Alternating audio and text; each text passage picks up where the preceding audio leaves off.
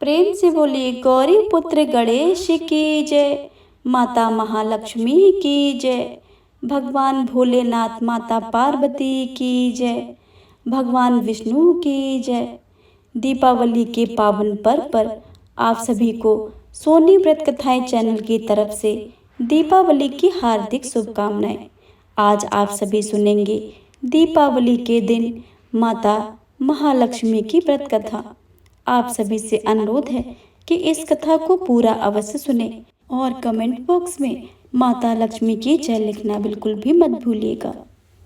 किसी नगर में एक साहूकार रहता था। उसकी एक बेटी थी। वह रोजाना घर के सामने लगे पीपल के पेड़ पर जल चढ़ाती थी। उस पीपल में लक्ष्मी जी का वास था।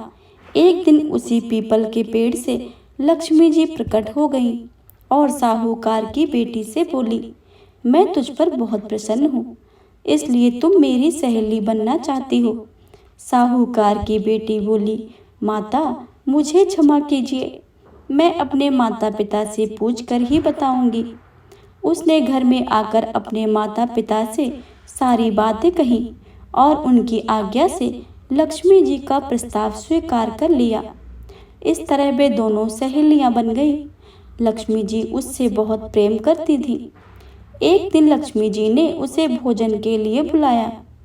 जब साहूकार की बेटी भोजन करने के लिए पहुंची तो लक्ष्मी जी ने उसे सोने चांदी के बर्तनों में खाना खिलाया, सोने की चौकी पर बिठाया और उसे बहुत कीमती रेशमी कपड़े ओढ़ने पहनने के लिए दिए। इसके बाद लक्ष्मी जी ने कहा कि कुछ दिनों के बाद मैं तुम्हारे यहाँ आऊंगी। साहूकार की बेटी ने हाँ कर दिया और घर चली आई। उसने जब सारी बातें अपने माता पिता को बताई तो वे बहुत खुश हुए, लेकिन बेटी कुछ सोच समझकर उदास होकर बैठ गई। जब साहूकार ने इसका कारण पूछा तो उसकी बेटी बोली, लक्ष्मी जी का वैभव तो बहुत बड़ा है, मैं उन्हें कैसे संतुष्ट कर सकूंगी। इस पर यह सुनकर उसके पिता ने कहा, घर की जमीन को अच्छी तरह लीपना और अपनी पूरी श्रद्धा से रूखा सूखा जैसा भी भोजन बने उसे बहुत ही प्रेम से लक्ष्मी जी को खिला देना। पिता पूरी बात कहने वाले ही थे कि एक चील कहीं से उड़ती हुई और बेशकीमती नौलखा हार साहूकार के आंगन में गिराकर चली गई। यह देखकर साहूकार की बेटी खुश हो गई। उसने पिता की बात मानी और घर को सुंदर तरीके से सजाया, जमीन की सफाई लिपाई की। चील ने जो हार उनको घर में गिराया था उसे बेचकर लक्ष्मी जी के लिए अच्छे भोजन का इंतजाम किया। उन्होंने सोने की चौकी पर रेशमी दुशाला खरीदा।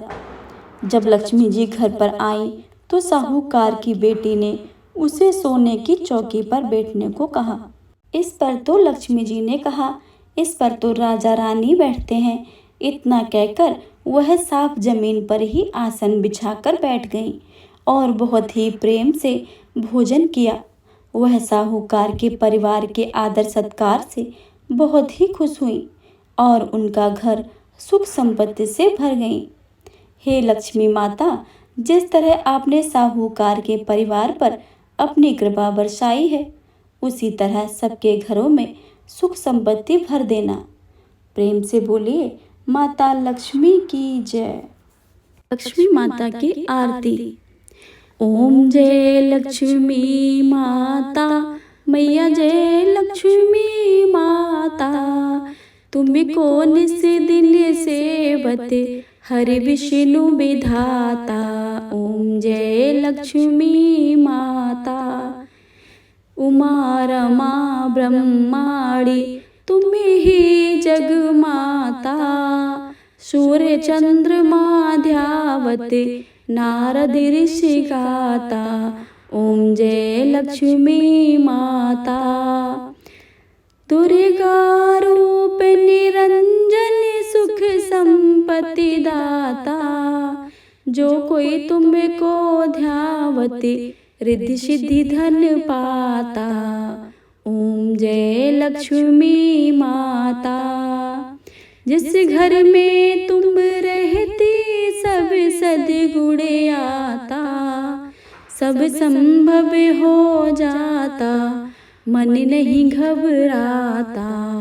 ओम जय लक्ष्मी माता।